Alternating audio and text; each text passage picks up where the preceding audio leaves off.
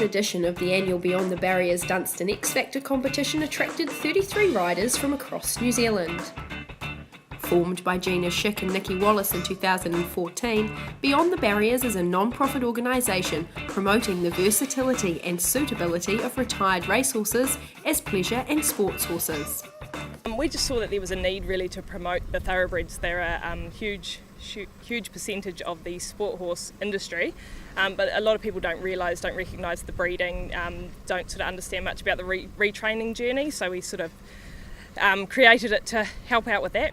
Each thoroughbred competing was retired from racing within 12 months of the event. Between them, they had 118 races, earning almost $2 million in prize money.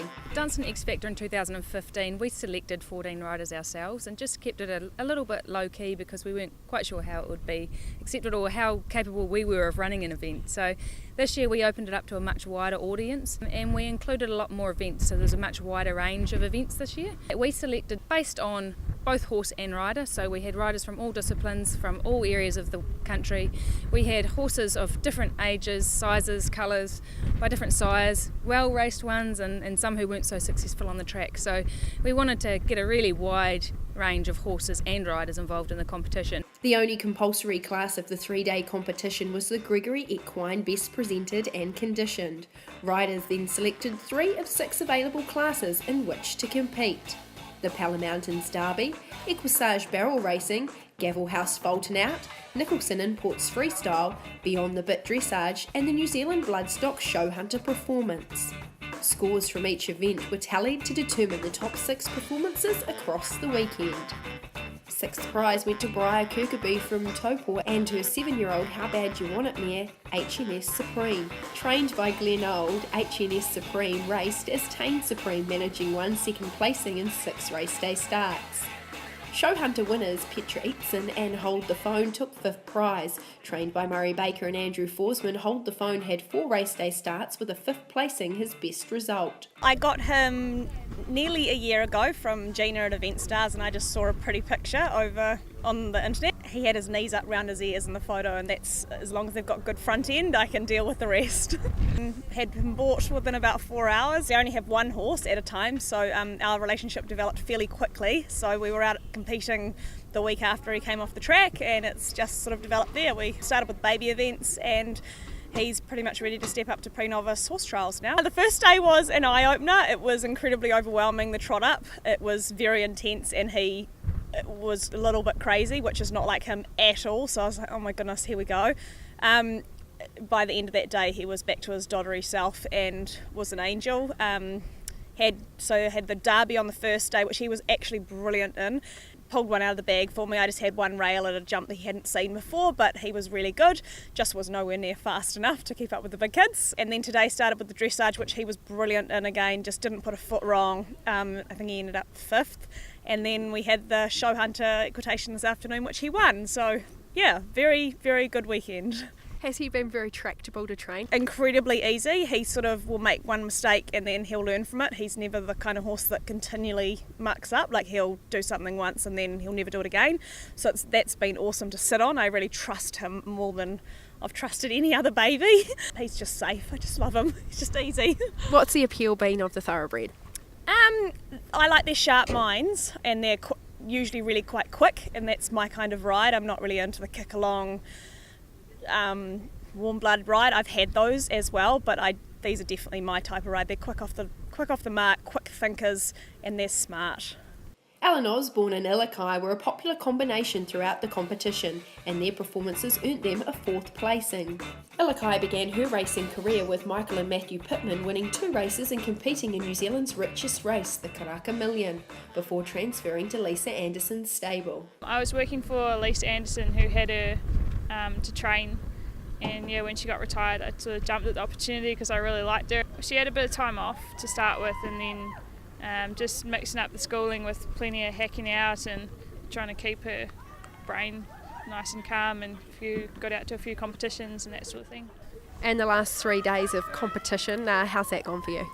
Heaps better than I thought it would actually. She's just been amazing. Yeah, she's coped with the atmosphere really well. Didn't expect to be top 6 at all, so really wrapped. What is it that's made her have the ability to transition?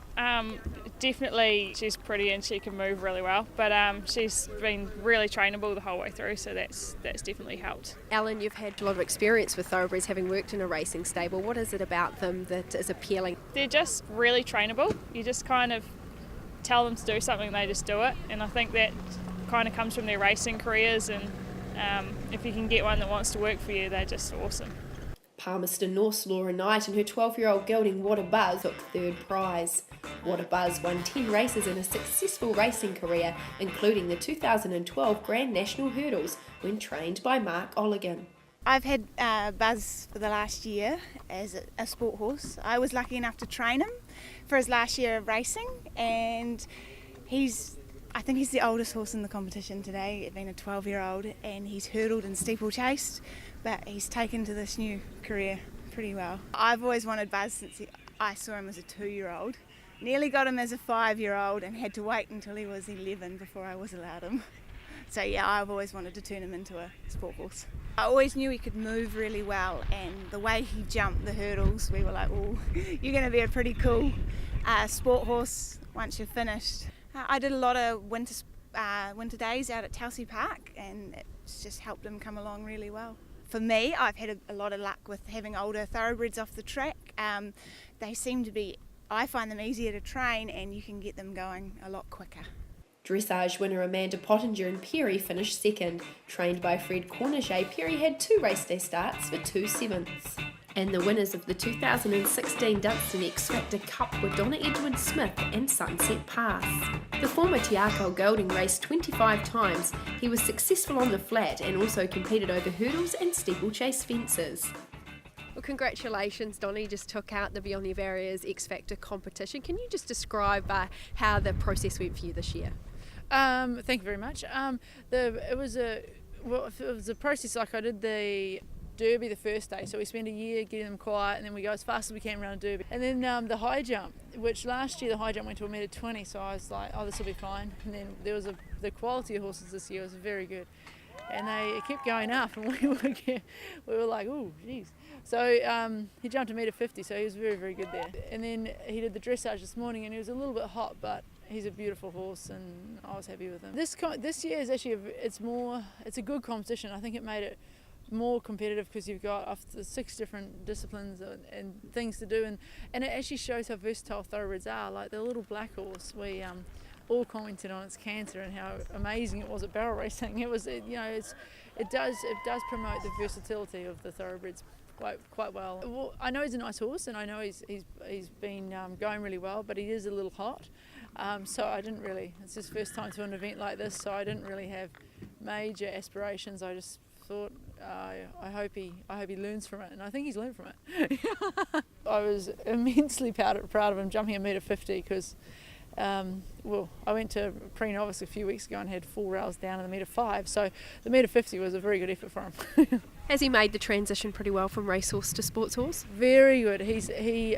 Some horses you get on and they're a little bit one-sided when they come off the racehorses, but he had been beautifully trained, and he was very good in the hand, and he is very, he actually really likes it.